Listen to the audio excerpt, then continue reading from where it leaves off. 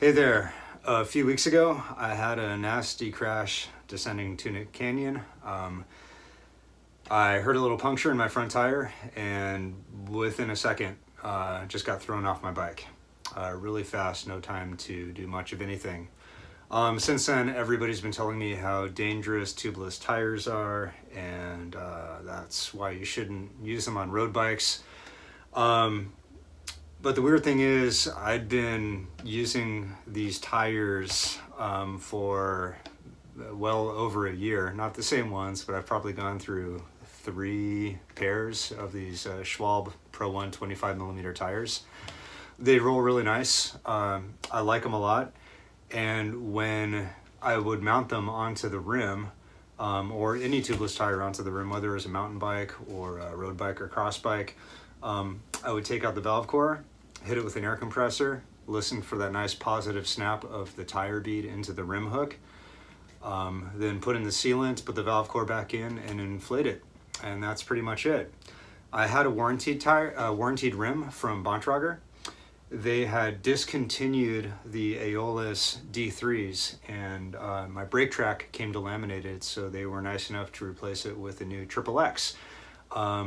Which looks pretty much the same, except it's got this little lasered textured brake track on there. And they did redesign the actual hoop and the way that the rim hook works. And I couldn't get the tire mounted. I would hit it with the air compressor and it would kind of pop in place, and as soon as I took the compressor off, it would just fall right back off the rim hook. And I've seen it happen with mountain bike wheels before that are tubeless, and people would say like, oh, put an inner tube in there and let it sit overnight. It stretches the bead on the tire, and then you just take out the tube in the morning, and then you can seat it properly. I just couldn't get these to seat, so I asked a mechanic if I could use his air compressor. I thought maybe mine wasn't strong enough to pop it in there or something, and he said, oh no, what you do is,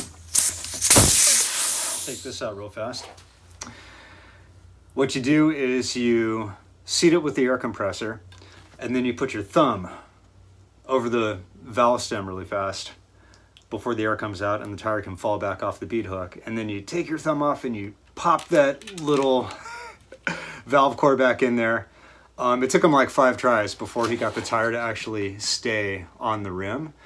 And I thought, well, that's kind of weird. So what happens when you then go put the sealant in? Doesn't it just fall back off? And he said, well, you just got to be careful. That's just the way you do it. That's not the way you do it. That's not what you do, because when I got a puncture in my tire and lost a little bit of air pressure, the tire just fell right back off of the rim hook, and the carbon hit the ground and threw me off immediately. If that happens where you get a puncture and it stays in here, and you at least have a little bit of rubber to pad, and usually when you get a puncture in these, the sealant does a pretty good job, unless it's like some big gash, and then you're just screwed anyways. But this was just a little puncture and the tire came right back off. So yeah, I sent the rim back to Bontrager and I said, your new design sucks. I got pretty messed up. And they looked at it and sent me an email back and said, actually, you are not supposed to use rim tape on these. In the manual, it says to use our proprietary one-piece rim strip. And I'm like, well, that's a bunch of bullshit. That's not going to really keep the tire on. And so I got the rim strip, I got my wheel back, and I installed it, and this is it.